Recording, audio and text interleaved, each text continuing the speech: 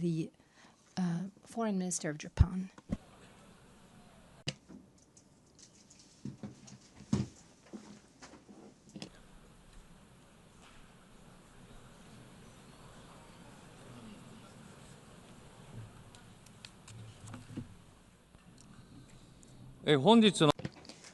At the outset, I wish to express my profound respect and sincere appreciation to France and the Kingdom of Saudi Arabia for their leadership in convening this high-level conference.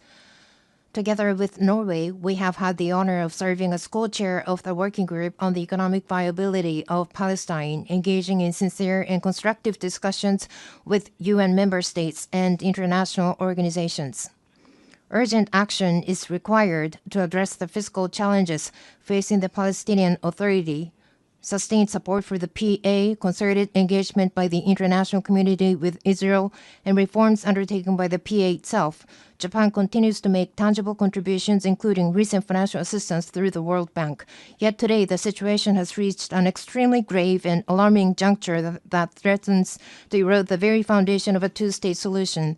The sharp deterioration of the humanitarian crisis in Gaza, the expansion of settlement activities in the West Bank, and steps toward annexations are completely unacceptable. Japan strongly condemns these actions and calls on Israel to immediately cease all such unilateral measures. At the same time, Hamas must release all hostages and disarm. Japan has consistently supported a two-state solution. For my country, the issue of recognizing a Palestinian state is not a matter of if, but of when. While carefully monitoring developments in the region, Japan will continue its comprehensive deliberations with even greater seriousness. Above all, what matters most is that Palestine can exist in a sustainable manner, living side by side in peace with Israel. Japan will continue to play a realistic and proactive role in advancing toward the goal of a two-state solution, even by a single step. Should Israel take further actions that block the path to the realization of a two-state solution, Japan will be compelled to introduce new measures in response.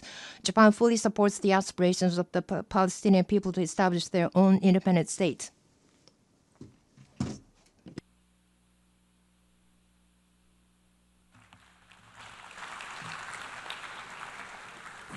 I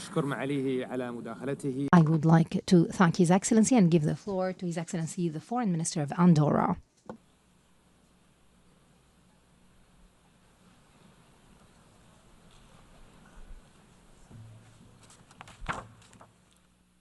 Messieurs les Présidents, Excellences.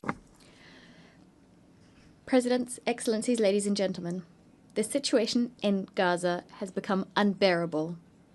Civilian victims, mostly women and children, run into the tens of thousands. Humanitarian access has been seriously hindered. Hunger is a weapon of war. Forced displacement has taken on outsized proportions. Faced with this human tragedy, we reiterate our call for an immediate ceasefire and the need to ensure a lasting end is put on this terrible conflict. The only credible path out of this conflict, ladies and gentlemen, is the two-state solution. The 12th September vote did not leave a shadow of a doubt. This assembly, by an overwhelming majority, believes that the Palestinian people should live in peace and security within their own state, side by side with the State of Israel. With this widely shared assessment in mind, the government of Andorra approved the recognition of Palestine.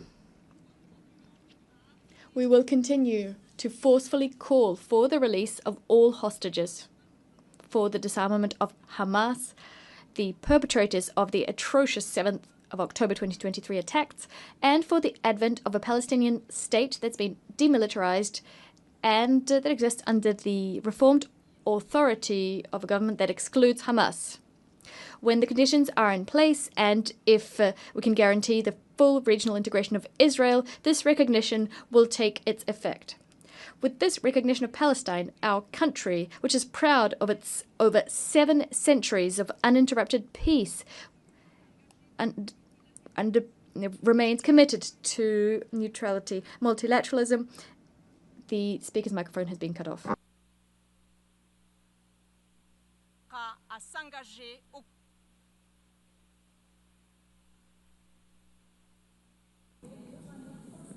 Your Excellency.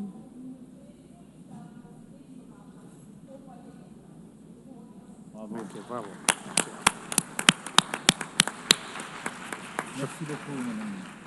شكرا معاليك. Thank you, Your Excellency. I give the floor now to the Deputy Prime Minister of Slovenia.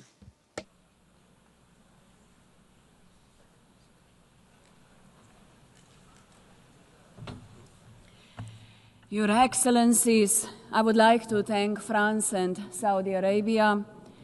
A mutually agreed and sustainable two-state solution is the only viable path forward for peace in the Middle East. This cannot exist without a legitimate and capable Palestinian Authority, which requires reforms but also international support. We cannot allow the region to revert to an ineffective state that leaves a vacuum. It is for these reasons I signed a memorandum of understanding with Palestine last month. The horrifying images of starving children in Gaza are the outcome of deliberate choices. This is a man-made catastrophe. Gaza is enduring what international law defines as genocide. This demands clarity of words and urgency of action.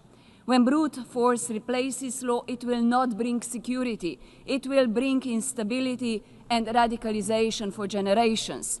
We insist that law must apply equally to the powerful as to the weak. Slovenia has acted. We recognize Palestine together with Ireland, Norway, and Spain. We call for a permanent ceasefire, the release of all hostages, and the protection of all civilians. We insist that humanitarian aid must flow into Gaza. We are at a turning point. We welcome the most recent recognitions and insist others must follow suit. History will not be kind to hesitation. It will not remember speeches that avoided difficult truths.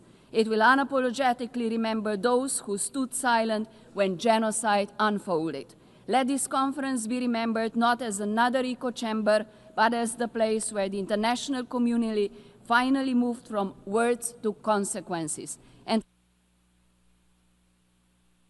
the speaker's microphone has been cut off.